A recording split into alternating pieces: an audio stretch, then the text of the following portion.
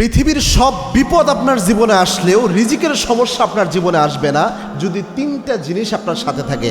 তিনটা জিনিসের আমল যদি আপনার মধ্যে রাখতে পারেন।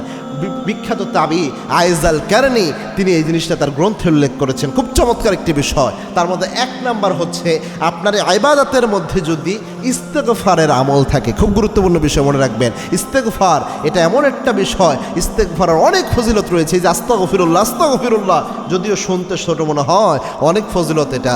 এবং কি আল্লাহর হাবিব সাল্লাল্লাহু আলাইহি ওয়াসাল্লাম জানিয়েছেন, মান লাজিমাল ইস্তেগফার, ইস্তেগফারের সাথে যে ব্যক্তি লেগে থাকে তিনটা জিনিস আল্লাহ তাকে দান করেন।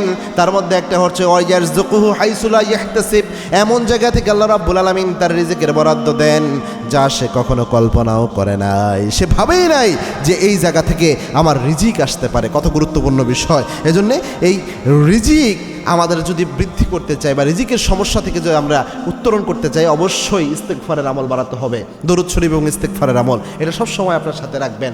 2 নাম্বার হচ্ছে পিতামাতার দোয়া নেবেন, পিতামাতার সেবা করবেন, পিতামাতার খেদমত করবেন। এবং কি আল্লাহর হাবিব সাল্লাল্লাহু আলাইহি ওয়াসাল্লাম জানিয়েছেন, কেউ যদি চায় তার রিজিকের প্রশস্ততা আসুক, সে যেন তার পিতামাতার খেদমত করে।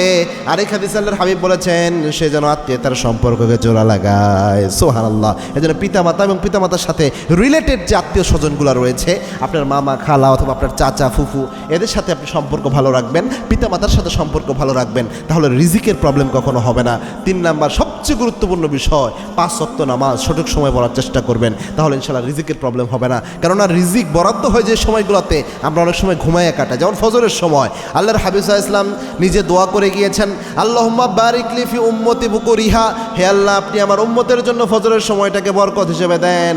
এবং আল্লাহর হাবিব সাল্লাল্লাহু আলাইহি ওয়াসাল্লাম জানিয়েছেন, আমার উম্মতের জন্য ফজরের সময় আল্লাহ বরকত বরাদ্দ করেন, রিজিক বরাদ্দ হয় ফজরের সময়। এই জন্য 3টা জিনিস যেন আমরা আমাদের মধ্যে রাখতে পারি। আল্লাহ আমাদের সকলকে তৌফিক দান করুন, আল্লাহুম্মা আমিন।